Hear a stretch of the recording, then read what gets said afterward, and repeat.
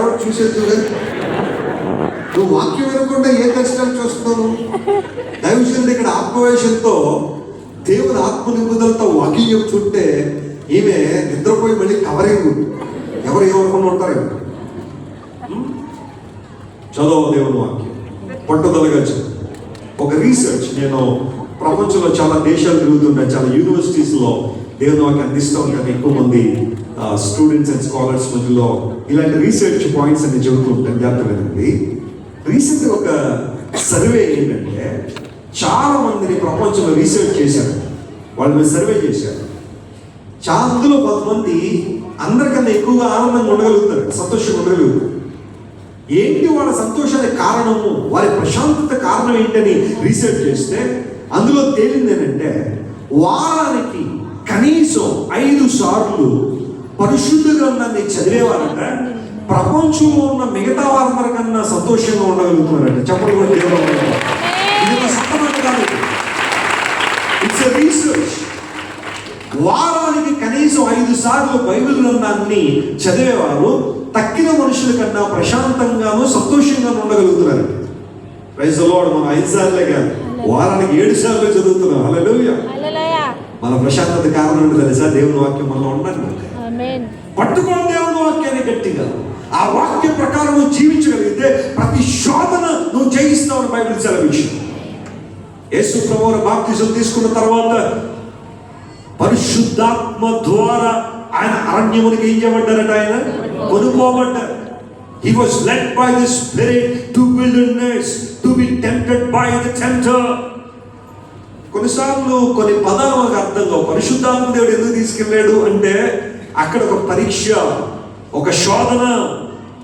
ఈ భూమి మీద మనిషిగా పుట్టిన ప్రతి ఒక్కరూ శోధన ఎదుర్కొంటారు, శోధన అనివార్యమే. అయితే జయించే మార్గాన్ని యేసు ప్రభువు ఉపదేశించాడు. అపవాది వచ్చాడు, 3 రకాల శోధనలు: శరీరాశ, నేత్రాశ, జీవపు డమ్ము, the lust of the body, lust of the ice and pride of life. ఆ మూడింటిని అవ్వమ్మ దగ్గర తీసుకెళ్ళాడు, అవ్వ పడిపోయింది. ఆకాను దగ్గర తీసుకెళ్ళాడు, ఆకాను పడిపోయాడు. గెహాజీ దగ్గర తీసుకెళ్ళాడు, గెహాజీ పడిపోయాడు. దావీదు దగ్గర తీసుకెళ్ళాడు, దావీదు పడిపోయాడు. యేసు ప్రభు దగ్గర తీసుకొస్తే యేసే పడిపోలా, ఆయన నిలబడ్డాడు. శోధన జయించగలిగే మార్గాన్ని దేవుడు ఉపదేశించాడు. ఏమన్నారు అక్కడ? ఈ రాళ్ళు రొట్టెలగునట్టుగా ఆజ్ఞాపించు అన్నాడు అపవాది. ఊరుకోసైతాను ఎందుకంటే ఎందుకు వెళ్ళి ఇక్కడ నుంచి అన్నాడా యేసా? ఆయన చెప్పిన మాట ఏంటి తెలుసా? మనుషుడు రొట్టె వల్ల మాత్రం కాదు, దేవుడు నోటి నుండి వచ్చే ప్రతి మాట వలన జీవిస్తాడు అని రాయబడింది. ఇప్పుడు ఒకటి చెప్పండి, గట్టిగా చెప్పండి. It is written, man shall not live by bread alone, but he lives by every word that proceeded from the mouth of God. దేవుని నోటి నుండి వచ్చే మాట బ్రతికిస్తుంది. I depend on God's word rather than the earthly food. భౌతిక సంబంధమైన ఆహారం కన్నా ఆత్మీయ ఆహారం మీద నేను ఆధారపడి ఉన్నాను. యేసు చెప్పిన మాట ఇది రాయబడినది, ఇది రాయబడినది. అపవాదికి చెప్పు దెబ్బల దేవుని వాక్యం ఉపయోగించాడు యేసయ్య. అసలు ఆయనే వాక్యం కదా. ఇప్పుడు వాక్యమైన దేవుడు ఆయన. ఏం ఉపయోగించాడు ఆయన? మనం అపవాది శోధన రాగానే కొన్నిసార్లు వాక్యాన్ని ఉపయోగించుకుని వేరే వేరే వేరే అన్ని మాట్లాడతాడు. అదొకటి అంతకన్నా ముందు ఏం మాట్లాడుతున్నాం చెప్పండి? ముందు బోర్లా పడతాం. ఉపయోగించి దేవుని వాక్యాన్ని. Speak the word of God, release the word of God. దేవుని వాక్యం రిలీజ్ చేయి, ఆ మాటను మాట్లాడు. ప్రభు నీ చేతిలో మేలు చేస్తాడు.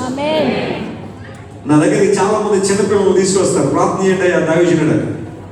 పిల్లల కోసం ప్రార్థన నాకు చాలా ఇష్టం. వారిని 2 చేతుల్లో తీసుకుని ఖచ్చితంగా 2 లేదా 3 వాగ్దానాలు ప్రణాళిక చేసి ప్రార్థన చేస్తాను.